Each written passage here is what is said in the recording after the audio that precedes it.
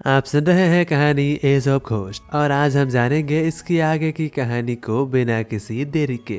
पिछले एपिसोड के आखिर में घोस्ट टाउन की सिटी लॉर्ड लिनफेन को शहर की जिम्मेदारी देकर कहीं चली जाती है और अब इस एपिसोड की शुरुआत होती है टाउन की लॉर्ड और लिनफेन से। सिटी लॉर्ड लिनफेन के करीब आकर कहती है, मैं कैसी दिख रही हूँ, क्या ये ठीक है? वहीं पर लिनफेन का चेहरा लाल हो चुका था। वो कहता है, हाँ तुम बहुत अच्छी दिख रही हो। ये सुनकर वो कहती है, क्या सच में? ऐसा तो होना ही था क्योंकि उसके रूप रंग के अलावा उसकी आवाज और उसकी ऑरा भी बिल्कुल सेम है। जी हाँ, ये और कोई नहीं जियांग गुई थी जिसने घोस्ट टाउन की लॉर्ड की रूप लेकर रखी थी। लिनफेन उसे देखकर कहता है, हाँ शायद इससे कोई दिक्कत नहीं होगी। जिसके बाद हमें लिनफेन का प्लान बताया जाता है। सिटी लॉर्ड की गैर मौजूदगी में जियांग गुई उसकी जगह बैठेगी, जिसके बाद मिलिट्री जनरल टट को बुलावा भेजेगा। उसके अंदर आते ही पूरे शहर को सील कर दिया जाएगा और मौका मिलते ही उसकी आत्मा को खत्म करते साथ ही उसे भी मार देंगे। खैर प्लान पहले ही एग्जीक्यूट हो चुकी थी। मिलिट्री जनरल दरबार पर आकर जियांग गुई जिसने सिटी लॉर्ड की रूप ले रखी थी उससे कहता है, सिटी लॉर्ड ब्लैक शैडो आ चुका है। ये सुनकर जियांग गुई कहती है, हाँ ठीक है उसे अंदर आने दो। लेकिन वहीं पर लिनफेन ब्लैक शैडो घोस्ट स्पिरिट के आने से पहले जियांग गुई से कहता है, जियांग गुई मैं जुआनहुआ के डोमेन के अंदर रहूंगा, हमारी माइंड कनेक्शन बनाए रखना और हाँ सब कुछ प्लान के मुताबिक होगा। ये सुनकर जियांग गुई बस सर हिलाती है। वहीं पर हम देखते हैं टट आ चुका था। इस बार भी वो गेट से आने की बजाय डोमेन को तोड़ कर अंदर आता है और अंदर आते ही अपने सामने सिटी लॉर्ड को देख कर हंसते हुए कहता है, शायद आपने मन बना लिया होगा, मुझे पता ही था। वही जियांग गुई जिसने सिटी लॉर्ड की रूप ले रखी थी वो मन ही मन सोचती है, शायद अभी भी ये डरा हुआ है। इसे डर है शायद अगर ये गेट से अंदर आएगा तो इसके ऊपर भी डोमेन का नियम लग जाएगा, इसीलिए शायद ये तोड़ कर अंदर आता है। फिर हमें डोमेन के बारे में बताया जाता है, जैसे कि जुआनहुआ की डोमेन जो होस्ट और उसकी घोस्ट को अलग कर देती है। लेकिन इसे पूरा होने के लिए होस्ट को जुआनहुआ की डोमेन के कोर्टयार्ड से होता हुआ अंदर आना होगा, नहीं तो उसके ऊपर कोई भी असर नहीं होगा। शायद से इस डोमेन के साथ भी ऐसा ही कुछ नियम है। वही दरबार के पीछे लिनफेन और ननरी मास्टर दोनों जुआनहुआ के डोमेन के अंदर छुपा हुआ था। वहीं पर ननरी मास्टर टट के ऊपर लगातार अपनी एनालाइसिस स्किल का इस्तेमाल कर रही थी, जो कि बस 1% पूरी हुई थी। वही दरबार के अंदर टट शक भरी नजरों से आसपास देख रहा था। ये देखकर जियांग गुई सवाल पूछता है, क्या देख रहे हो? ये सुनकर टट बताता है, मुझे लगता है कि शायद आपके डोमेन के अंदर कोई इंसान है, शायद वो चुपके से अंदर आ चुका होगा। वहीं पर एनालाइज बस 2% तक ही पूरी हुई थी।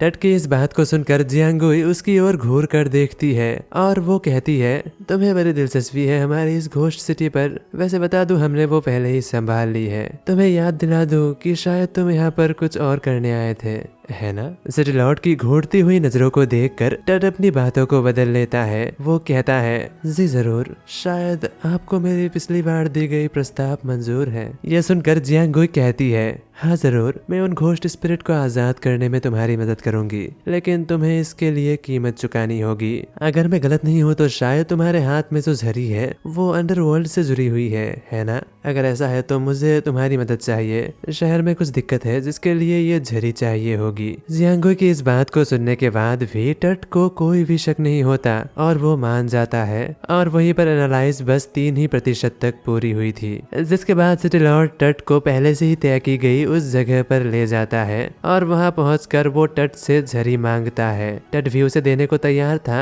लेकिन तभी अचानक टट को कुछ अजीब महसूस होता है और तुरंत ही वो वहां से भागने लगता है। उसे भागता हुआ देखकर लिनफेन तुरंत ही उसे रोकने का ऑर्डर देता है। जियांग गुई जिसके पास पूरे शहर की कंट्रोल थी वो तुरंत ही बैरियर बनाकर उसे रोक देती है और वहीं पर एनालाइज बस 6% तक ही पूरी हुई थी। लिनफेन तुरंत ही जुआन हुआ और अपने सभी घोस्ट स्पिरिट को समन कर लेती है। वही दोबारा अपने सामने लिनफेन को देखकर टट हंसते हुए कहता है, तो ये तुम हो क्या? पिछली बार की हार याद नहीं है? शायद तुम्हें भी मरना है।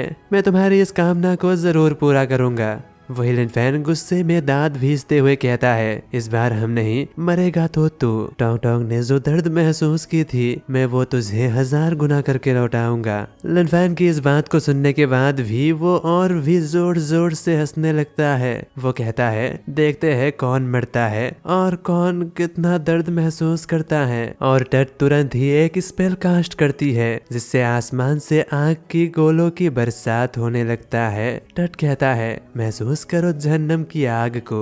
वही लिनफेन की ओर वो आग की गोले तेजी से आ रही थी। जियांगुई यानी घोस्ट पेंटिंग उन्हें रोक देती है। वहीं पर जुआन हुआ और घोस्ट अम्ब्रेला भी उन आग की गोलों को रोकने लगती है। अपनी ओर आती हुई लिनफेन को देख टट भी एक नई स्किल का इस्तेमाल करता है, जिससे वो भी लिनफेन की ओर तेजी से बढ़ने लगता है। उसी वक्त लिनफेन नोटिस करता है कि इस बार टट नाइटमेयर लेवल की दूसरे स्तर की फॉर्म को इस्तेमाल कर रही है और इस बार टट के पास और भी कई सारे नई टेक्निक आ चुकी थी। इन बातों को सोचते हुए लिनफेन को पता ही नहीं चलता कि कब वो रुक चुका है, जिससे लिनफेन को बचाने के लिए फोनिक्स रोब घोस्ट स्पिरिट को उन दोनों के बीच में आना पड़ता है। फोनिक्स रोब घोस्ट स्पिरिट जैसे तैसे उसकी हमले को रोक देती है, लेकिन वही पर टट दोबारा से उसी भाले का इस्तेमाल करता है जिससे उसने टोंग टोंग को मारा था। वो भाला लिनफेन की ओर फेंकता है। महारानी इस हमले को भी रोकने की कोशिश करती है, लेकिन ये क्या, वो हमला बिना किसी दिक्कत के महारानी की हमले को चीरते हुए लिनफेन की ओर बढ़ रहा था।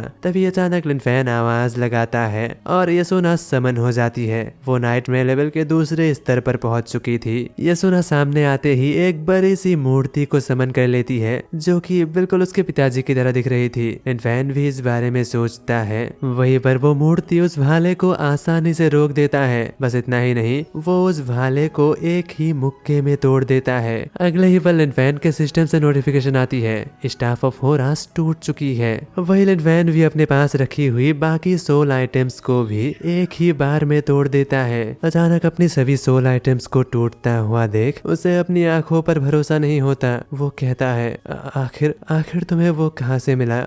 आखिर यसुना इतनी जल्दी दूसरे स्तर पर कैसे चली गई? ये इम्पॉसिबल है। और वो जोर जोर से चिल्लाने लगता है, तुम लोगों की हिम्मत कैसे हुई? मैं फिरौन, मैं भगवान हूँ। अगर आज मैं यहाँ पे मरता हूँ तो मैं तुम सभी को अपने साथ लेकर मरूंगा। और वो तुरंत ही अपनी आखिरी हमला करने को तैयार था। वो उसकी अल्टीमेट टेक्निक थी, लेकिन तभी लिनफेन यसुना को आवाज लगाता है। दूसरे स्तर पर पहुंचने के बाद यसुना के पास एक डोमेन आई थी जो कि समय को काबू कर सकती थी। डोमेन जाकर टट को हिट होता है और टट देखते ही देखते उसके अंदर फंस जाती है। वही लिनफेन कहता है, भले ही ये एविस रैंक की एबिलिटी नाइटमेयर लेवल की एबिलिटी जितना ताकतवर नहीं है, लेकिन जब तक ये दुश्मन को हिट करेगा ये हर बार काम करेगा। कैद होने के बाद भी ननरी मास्टर अभी भी एनालाइज जारी रखती है। लिनफेन यसुना से कहता है, यसुना समय को तेज कर दो।